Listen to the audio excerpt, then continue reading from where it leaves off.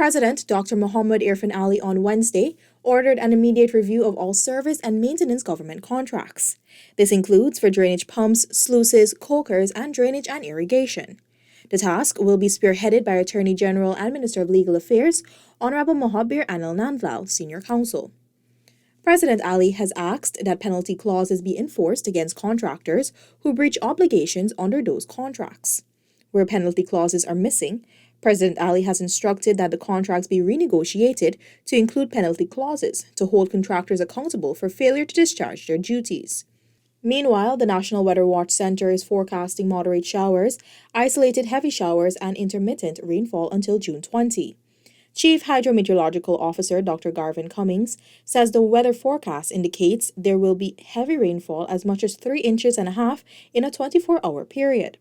He said both the coast and hinterland will be affected. Current models are projecting that a tropical wave will affect Guyana from tonight, June 16th, up until Saturday.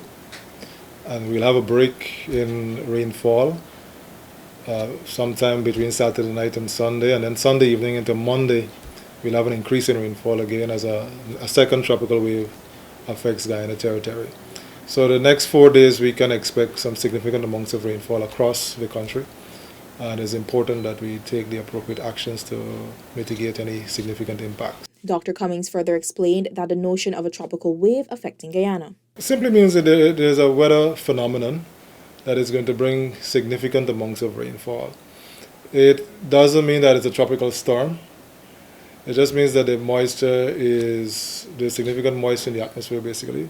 The conditions are there for cloud development, for thunderstorm activity, and rainfall amounts will be increased significantly during the period or the passage of the particular phenomenon.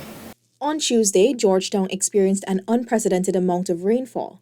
Head of climatology at the Hydromet office, Mr. Komal Chand Diaram, says this had not been recorded in Georgetown in over a century.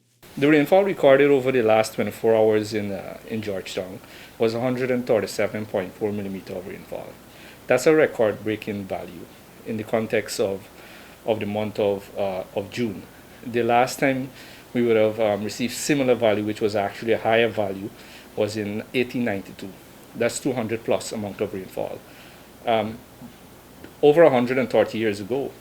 This amount that we would have recorded, this is likely to be the highest because rainfall that was recorded back then was in inches, and then we perform a conversion to millimeter because now the standard unit is millimeter. Agriculture Minister Honorable Zulfikar Mustafa on Wednesday called on the Mayor and City Council to put better systems in place to help mitigate the current flood situation. He made the statement after visiting several pumps and sluices within the city with a team from the National Drainage and Irrigation Authority. I've asked both the CEO and the chairman of NDIA to launch an investigation to find out what's the issue, why we are having this kind of problem.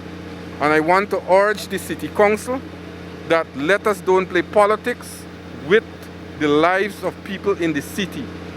People's lives are being made uncomfortable because we are seeing that there are a lot of alleyways that are blocked. We are seeing that there are no supervision of the pumps and the sluices.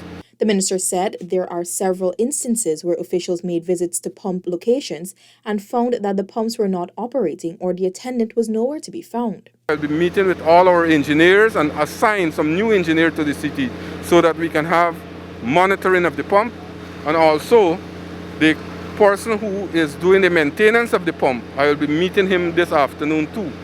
And hopefully those 3 pumps that are down right now, the one here at Cohen Street, the one at Commerce Street, and the one at Riverview, can be up and running hopefully by the end of this afternoon. The minister said systems will be put in place to ensure the drainage pumps are constantly monitored to avoid unnecessary flooding in the city. Meanwhile, the Civil Defense Commission continues to lend direct assistance to flood-affected residents countrywide. To date, 21,284 cleaning hampers and 26,045 food hampers have been distributed. Added to that, 216 persons are being housed in shelters in Regions 2, 5, 9, and 10. Residents should continue to construct barriers to keep flood waters from entering their homes, turn off and disconnect appliances. If advised to evacuate, do so immediately. Listen to the radio or television for weather information and alerts. Stay out of moving or still water. Persons are also encouraged to practice health measures, including ensuring safe water is used for drinking, cooking, washing, and other activities. Sleep under mosquito nets or use repellents. Keep food supplies away from flood waters. Wash hands thoroughly. The CDC continues to urge residents in low-lying and flooded areas to take precautions where necessary. Residents are also advised to report any impacts to local authorities or the National Emergency Monitoring System at 226-1117 or WhatsApp 600-7500.